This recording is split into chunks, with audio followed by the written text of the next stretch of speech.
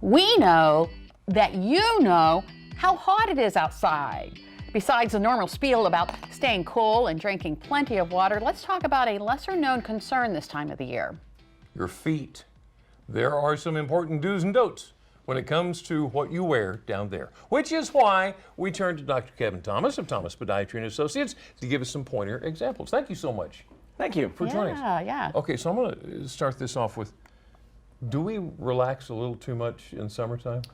For the most part, yes. Yeah? Yes, we do, especially our feet. So we should pay more attention instead of just comfort.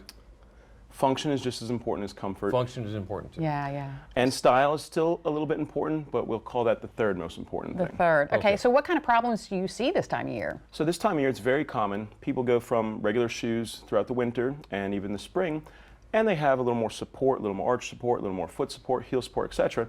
And then we transition to barefoot, sandals, slippers, sandals, flip-flops, you name it, we go to it in the summertime, and we start to have common foot problems such as aches and pains in the toes, the arch, and the heel. Overuse syndromes, the muscles in the legs get sore. Sometimes we even start getting imbalance in the back, the hips, lower legs, etc. Wow. All because of stuff that starts in the feet.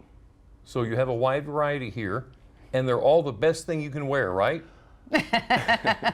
We have some that are absolute no's to wear, and we have some that are okay, and we have some that are really good and ideal to wear. So you really have the good, the bad, and the ugly. We essentially do. All right, well, let's start with what do we want to start with? So let's start over on the right side. Okay. So this is what I would call your basic flip-flop. You can find these in any beach store. You can find it at many department stores. They're typically inexpensive. They're very flimsy. So it has no component of what we need in the summertime. So meaning there is no arch support, there is no heel support, and there's very minimal coverage over the top of your foot. So this is what I would call a shoe that you could use maybe for the beach for a short duration, maybe to wear into a public shower, even around your house.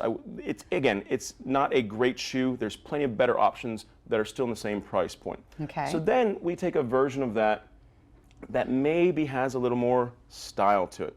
The advantage of this one is it has straps over the top of the feet as opposed to going between the toes. However, there is no heel support and there is no arch support. So let's go to the next round of shoes we'll see. A lot of times we go online or into a shoe store and they say, well, this sandal, this slipper, this flip-flop has arch support. And that doesn't necessarily mean it's a good thing. Again, that's only one component of what we need. So we have this particular style here that has a nice arch to it. However, it is not giving much coverage over the top of your foot, so your toes tend to contract and squeeze as you walk, which creates problems in the imbalance of the way you walk as well. Oh. Nextly, there is no strap or support to the heel. So even though this has an arch support, it still is not a great sandal. Okay. Nextly, we're going to go kind of the contrast here. Well, now we have a strap in the back, which is great for preventing the toes from contracting. It gives you a little more stability, a little more support, but then we don't have much coverage. It goes between the toes, and there is zero arch support. So again, this is something I wouldn't recommend. I have a funny feeling that next shoe is just bad news all around. I would call this an absolute no. For the exact reason, if you want to wear something like this, you will come and see me with whatever foot problem it will present, whether it be contractions in the toes, hammer toes, plantar fasciitis, heel pain, arch pain. You will get any, if not all of those, if you wear this shoe for prolonged periods of time on a regular basis. All right. So now we're going to get into stuff that makes a little more sense. Stuff that gives us a little more support, a little more function, and gives us a little more balance when we're walking. So this particular style is a very popular one. There's lots of arch support in it. It cups the heel. But secondly, we still go between the toes, and it's more style than actual function over the top of the foot. So this is what I would call okay. Okay. So now we're going to go into... So between the toes is basically don't do that. It is not a great idea. It tends to make your toes contract. Okay. And when your toes contract, that's an unnatural position for the gait pattern, and it creates a lot of overuse syndromes in the foot and ankle. Interesting. Okay. All right. That makes sense. So nextly, we have very similar to the last shoe. However, we have adjustable straps. So now we can tailor it to the particular shoe size and the particular person. Additionally, this has a nice arch support and also some metatarsal support. So the only thing really lacking on this shoe is something to support the heel. Okay. And that takes us to our next shoe. Where you Getting do. better.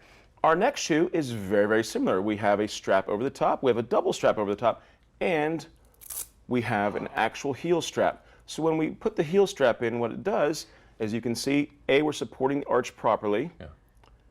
B, we're holding the foot in place, we're holding the toes in place, and we're preventing the toes from grasping because we're not flopping off the foot. Right. Okay? Interesting. So that leads us into what I would say, and this is actually my own personal sandal, and this is a brand that has tons of arch support, adjustable straps for your toes, a heel strap that is also adjustable, and a double strap over the top of the foot, with also a strap longitudinally supporting the foot.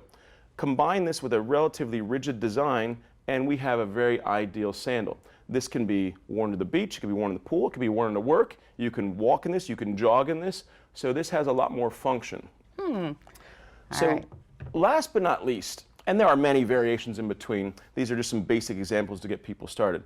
We have one that I like to call everyone's guilty pleasure. And this particular style, most people own it, most people have a variation of it, and what I say about it is it's not bad. I wear these around the house, I wear these around a pool, even to the beach. They're easy to clean, they're rubber, they have an arch support, they cover the toes, but the main thing about them is wear the strap down. That's the idea. When the strap is down, now we have ample support, the toes are not contracting, the arch is supported. So a lot of people give these particular shoes a hard time or this style. Personally, I don't have a problem with it if worn in the right context. That being said, any of these can be worn for short durations. They're not meant to be worn for 8, 10, 12 hours on your feet, but for a couple minutes to the beach, to the shower, things of that nature, the lesser ones can be worn for those things. What about just going barefoot? So that is another topic of discussion. So barefoot absolutely can be done, assuming you don't have any risk factors such as diabetes or neuropathy or anything of that nature. But the idea, if we're going to walk barefoot, we have to have inherent strength in the arch. So unless we are actively stretching and strengthening and maintaining pliability in the arch, so for instance, this is our arch and it's a very rubberized substance. And if we don't continually strengthen and stretch that arch, it will not be supported. The shoes naturally give us support. So when we take the shoe away, we remove that support. So we can get pain in the arch. However, if someone is actively exercising, stretching, keep maintaining pliability and functionability in their arch, absolutely they can walk barefoot. But it's not highly recommended. Right. Dr. Kevin Thomas, Thomas Podiatry and Associates, and thank you so much. Thank you. Thank you for having me. Yeah. Wow. Pleasure.